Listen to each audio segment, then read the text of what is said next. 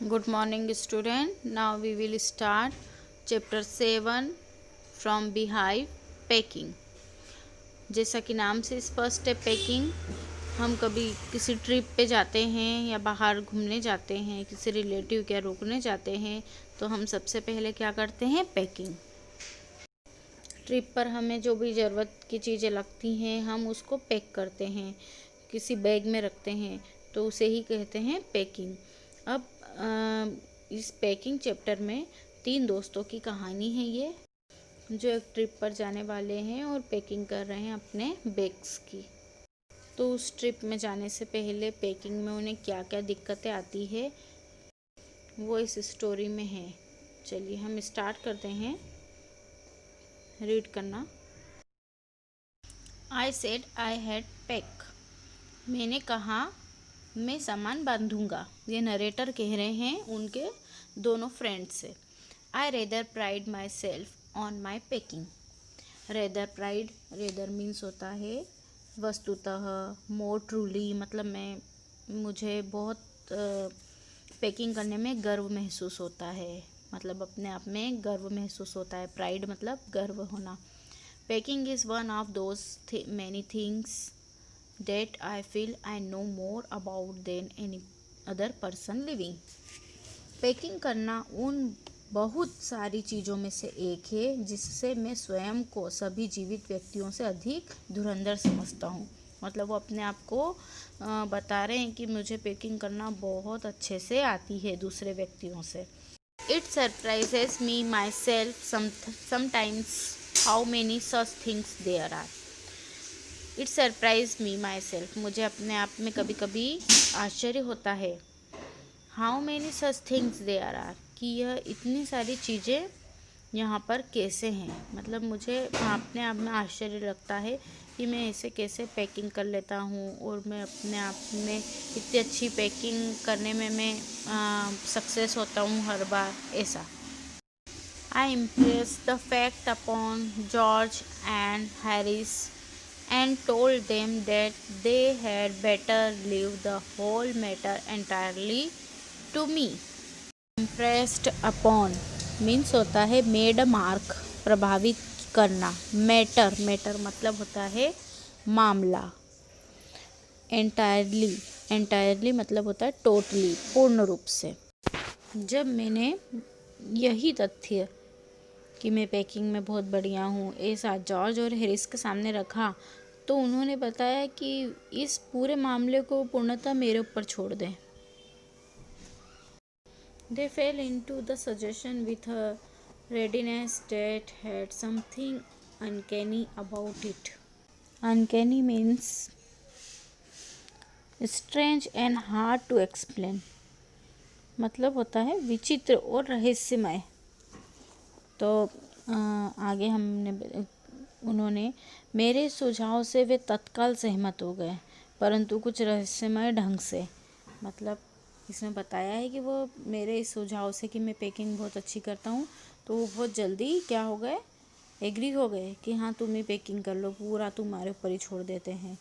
But uncanny about it, uncanny मतलब कुछ रहस्य लग रहा था मन ही मन में उनका। George spread himself over the easy chair and Harris cooked his leg on the table. जैसा कि पिक्चर में बताया गया है, जॉर्ज ने सिगार सुलगाया और आराम से कुर्सी के ऊपर पसर गया, और हैरिस ने मेज के ऊपर अपनी टांगें फैलाई और सिगार सुलगा लिया।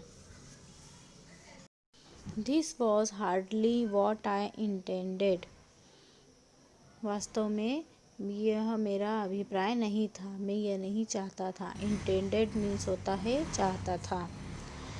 What I had meant of course was, मेरी यह इच्छा थी कि वे that I should boss the job, कि मैं बॉस की जॉब करूं, मतलब and that George and Harris should potter about under my direction, और जॉर्ज और हैरिस जो हैं मेरी आज्ञा के अनुसार एक्टिविटी करे, काम करे।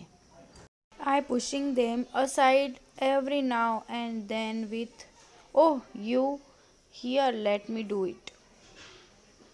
There you are, simple enough, really teaching them, as you might say.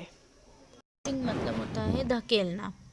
तो मैं उन्हें बार बार एक तरफ धकेलते हुए आदेश देता, ऑर्डर देता, "अरे तुम लाओ, मुझे यह करने दो, यह तो काफ़ी सरल कार्य है।" आप यह कह सकते हैं कि यथार्थ में उन्हें सिखाना चाहता था, टीचिंग करना चाहता था। They are taking it in the way they did irritated me. जिस तरह से वे मेरी बात को समझे और उससे मुझे चिढ़ हुई। There is nothing does irritate me more than seeing other people sitting about doing nothing when I am working. मुझे इस बात को देखकर सबसे ज़्यादा चिढ़ होती है कि मैं काम करता रहता हूँ और अन्य लोग निठल्ले जैसे बैठे रहते हैं, विदाउट वर्किंग, बिना काम के बैठे रहते हैं। तो जो नरेटर है वो क्या कह रहे हैं कि मेरा तो ये था उद्देश्य कि मैं उन्हें बॉस जैसा ये बोलूँ कि तुम ये लाओ, तुम ये करो, तुम वो करो, लेकिन वो तो उन्होंने पूरा काम मुझे ही सौंप दिया और वो सब सिगार लेते हुए और पैर फैलाकर बैठ गए। तो मुझे ये बिल्कुल भी पसंद नहीं है, ऐसा नरेटर कह रहे हैं। I lived with a man once who used to make me mad that way. एक बार मैं ऐसे ही आदमी के साथ रहा करता था जो मुझे उस तरह से पागल बना दिया करता था। He would loll on the sofa and watch me doing things by the hour together. वह सोफे के ऊपर आराम से लेटा रहता और मुझे काम करते हुए घंटों ताकता रहता था। He said it did him real good to look on at me messing about. Now I'm not like that. वह कहा करता था कि मुझे गड़बड़ करते हुए देखकर उसे वास्तविक आनंद मिला करता था, वो गलतियाँ निकालता था, बट अब मैं वैसा नहीं हूँ। We will continue on tomorrow this chapter. Take care. Thank you so much.